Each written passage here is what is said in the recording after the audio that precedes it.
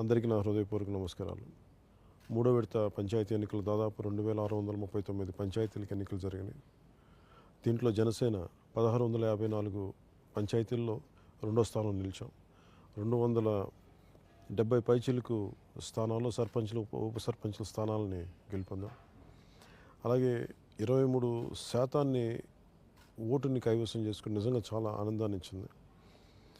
ముఖ్యంగా కడప జిల్లాలోని రైల్వే కోడూరు నియోజకవర్గంలో అక్కడ మెరుగైన ఫలితాలు సాధించడం, అక్కడ సర్పంచుల్లో గ్రామ పంచాయతీలని కైవసం చేసుకోవడం నిజంగా చాలా ఆనందాన్ని ఇచ్చింది.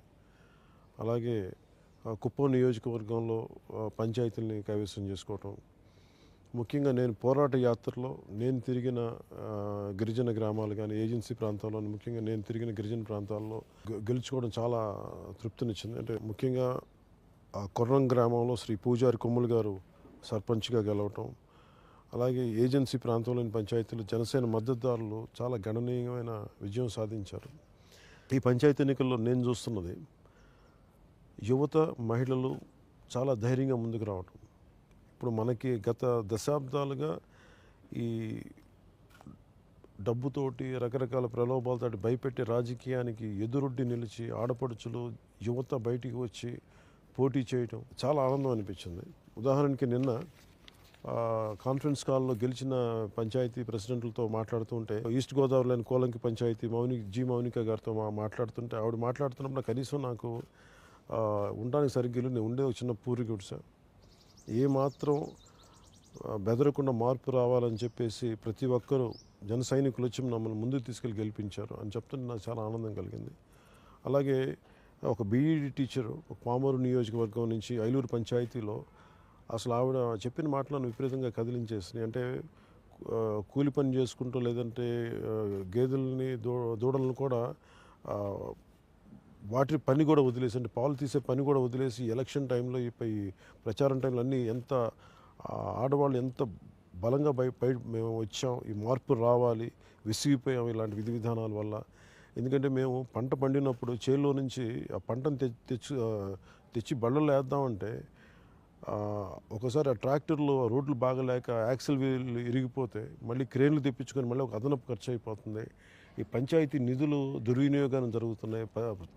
పంచాయతీ నిధులు దేనికైతే అది వెళ్ళాలో దానికి ఖర్చు చేయకపోవడం, ఇవన్నీ విసిగిపోయి స్వచ్ఛందంగా రాజకీయాలకి ఇళ్లలో కూర్చొని ఏమాత్రం అసలు బయటికి రాని ఆడపడుచులు కానీ అసలు రాజకీయాలంటే ఆసక్తి లేని యువత కూడా ఈ రోజున బయటకు వచ్చి ఇంత బలంగా బయటకు వచ్చి నిలబడటం నిజంగా మార్పుకి చాలా బలమైన సంకేతం ఇది. గ్రామాలు దేశానికి పట్టుకొమ్మలని చెప్తారు. నేను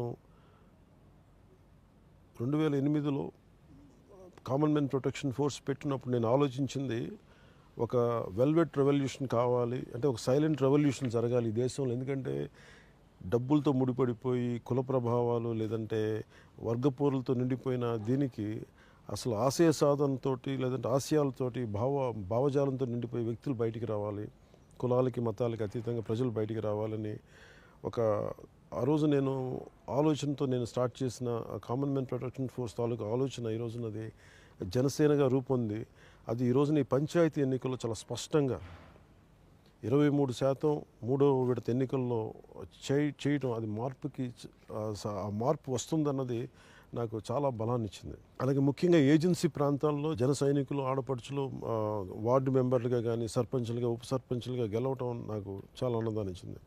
ముఖ్యంగా నేను పోరాట యాత్రలో నేను తిరిగిన ప్రాంతంలో కూడా అక్కడ గెలవడం చాలా ఆనందాన్ని ఇచ్చింది. మొన్న మధ్య నేను ఒక వైరల్ వీడియో చూపించారు మా ఆఫీస్ నుంచి. దాంట్లో ముఖ్యంగా పెడన్ నియోజకవర్గం నీలిపూడి పంచాయతీలో స్థానిక ఎమ్మెల్యే అందరినీ బెదిరించేయటం, ప్రభుత్వ పథకాలు తీసేస్తామని బెదిరించినా కానీ మొత్తం పంచాయతీని జనసేన క్లీన్ స్వీప్ చేసింది. అక్కడ శ్రీ పాసం కృష్ణ గారు గెలుపొందడం మనస్ఫూర్తిగా అది ఒక విప్లవానికి, ఒక వెల్వెట్ రెవల్యూషన్కి అది సంకేతం. అది ఈ రోజున ఒక పంచాయతీ అవశ్యము క్లీన్ స్వీప్ అనేది, కానీ అది మార్పుకి శ్రీకారం చుట్టింది. సో ఈరోజు జనసేనకు వస్తున్న రిజల్ట్స్ కూడా ఈ అవినీతితోటి లేదంటే రకరకాల ప్రలోభాలతో నిండిపోయిన రాజకీయాల నుంచి బయటపడి ఒక స్వచ్ఛమైన రాజకీయం రావాలని చెప్పి ఒక కొత్త తరం రాజకీయాల్లోకి రావటం నాకు చాలా ఆనందాన్ని కలిగిస్తూ ఉంది. మూడో విడత ఎన్నికలు కొంచెం ప్రత్యేక స్థితిని సంతరించుకున్న పరిస్థితులు. అంటే ఉదాహరణకి కడప జిల్లాలో రైల్వే కోడూరు నియోజకవర్గంలో జనసేన పంచాయతీలను గెలవటం కూడా చాలా అది బలంగా అక్కడ ఎన్ని ఒత్తిళ్ళు ఎన్ని ఇబ్బందులు ఉన్నా కానీ దాన్ని తట్టుకొని నిలబడి పంచాయతీలు గెలవటం అంటే చాలా ఒక అసామాన్య విషయం అది. దీంట్లో ఇంకా ప్రత్యేకత సంతరించుకున్నవి ముఖ్యంగా ఒక దేశం కోసం ప్రాణాలు అర్పించిన సైనికుడు భార్య శ్రీమతి సంయుక్త గారు మైసూరు వారిపల్లి పంచాయతీ సర్పంచ్గా గెలుపొందడం నాకు చాలా ఆనందాన్ని కలిగించింది. పల్నాడులోని తక్కెళ్లపాడు, అవనిగడ్డలోని వేకనూరు, అలాగే రైల్వే కోడూరులోని ఈ కొన్ని పంచాయతీలు చాలా సున్నితమైన ప్రాంతాలు ఇవి. ఇలాంటి ప్రాంతాలు ముఖ్యంగా వేకనూరు నుంచి ఎన్ని ఒత్తిళ్ళని తట్టుకొని కూడా అక్కడ రాజా అనే ఒక వ్యక్తి గెలుపొందడం కూడా చాలా ఆనందాన్ని ఇచ్చింది.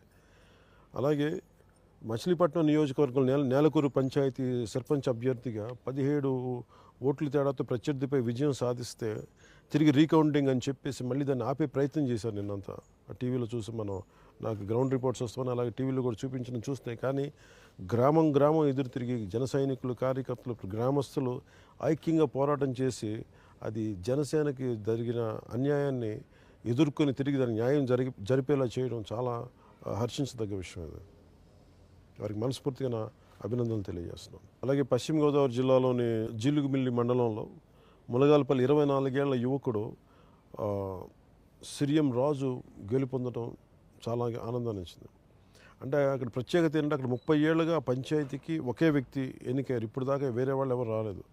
అలాంటి పంచాయతీల్లో ఒక దశాబ్దాలుగా ఒకే వ్యక్తి ఉండి ఇక్కడ ఆధిపత్యం పోరుని ఒక కుర్రవాడు ఎదుర్కోవడం, ఒక 24 ఏళ్ళ కుర్రవాడు ఎదుర్కోవటం మార్పుకి చాలా బలమైన సంకేతం. పంచాయతీ ఎన్నికలు అనగానే కాకలు తీరిన వ్యక్తులు లేదంటే అనుభవంతో పండిపోయిన వ్యక్తులే ఉండాలి. అలాగే దశాబ్దాలుగా అక్కడ పాతుకుపోయిన వ్యక్తులు వేరే కొత్త తరం రాకూడదన్న పరిస్థితుల్లో రాజంపేట నియోజకవర్గంలోని వీరబల్లి పంచాయతీలో, అలాగే అవనగడ్డ నియోజకవర్గంలోని రామచంద్రాపురం పంచాయతీలో అక్కడ గెలిచిన గుగ్గిల వెంకటేష్ కానీ, సాయి భార్గవ్ కానీ నూనుగు మీసాలు కుర్రవాళ్ళు. అంటే సరిగ్గా చెప్పాలంటే 21 ఏళ్ల కుర్రవాళ్ళు.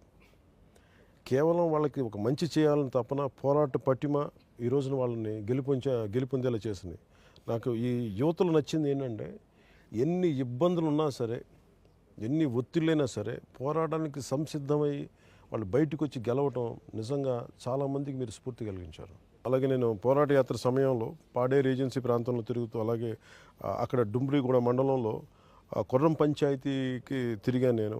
అక్కడ ముఖ్యంగా యాంథ్రాక్స్ వ్యాధితో ఎలా బాధపడుతున్నారు, నీటి సమస్యలు ఎలా ఉన్నాయి, ఇలాంటి పరిస్థితుల్లో అక్కడ జనసేన అండగా నిలబడి గెలిచిన వ్యక్తి, సర్పంచ్గా గెలిచిన వ్యక్తి పూజారి కొమ్ములు. వారికి మనస్ఫూర్తిగా నా అభినందనలు తెలియజేస్తున్నాను. ఈ రోజున జనసేన ఎందుకు ఇంత మీ అందరికీ అండగా నిలబడుతుంది, ఎందుకు జన సైనికులు ప్రతి ఒక్కరు ఈ రోజున వచ్చి మార్పు కోసం ఎందుకు ప్రతి ఒక్కరికి అండగా ఉన్నారంటానికి కారణం ఈ విసిగి వేసారిపోయి ఉన్నారు. అంటే పంచాయతీలకి స్వయం ప్రతిపత్తి కలగాలి. సెంట్రల్ గవర్నమెంట్ నుంచి వచ్చే ఫండ్స్ స్టేట్ గవర్నమెంట్స్ వాళ్ళ చేతుల్లో పెట్టుకొని, వాళ్ళ కబంధ హస్తాల్లో పెట్టుకొని ఎప్పుడు యాచించే స్థాయిలోనే పెట్టారు. కేంద్ర ప్రభుత్వం నుంచి వచ్చే నిధుల్ని రాష్ట్ర ప్రభుత్వం వాళ్ళ చెప్పు చేతుల్లో పెట్టుకొని ఎప్పుడు పంచాయతీని యాచించే స్థాయిలో పెట్టారు. అంటే ఎవరైతే రాష్ట్ర నాయకులకి కొంచెం అనుకూలంగా ఉంటారో వాళ్ళ చేతుల్లో డబ్బులు పడేయటం తప్ప గ్రామాలను వెనుకబాటుతనం అలాగే ఉండింది. లేదంటే అక్కడ జబ్బులతోటి, లేదంటే అసలు కమ్యూనిటీ హాల్స్ ఉండవు, ఎలాంటి రోడ్లు సరిగ్గా ఉండవు. ఇలాంటి పరిస్థితుల్లో కొత్త తరం వచ్చి దీన్ని ఎదుర్కోకపోతే మటుకు ఇంకెప్పుడు మన జీవితాలు బాగుపడి, ఎప్పుడు మనం యాచించే స్థాయిలోనే ఉంటాం.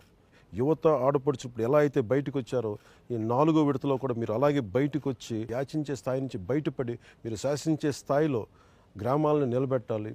నిజమైన దేశానికి గ్రామాలు పట్టుకొమ్మలని మీరు అందరూ తెలియచేయాలి, చాటించాలి అని చెప్పి మనస్ఫూర్తిగా మీ అందరికీ తెలియజేస్తున్నాను.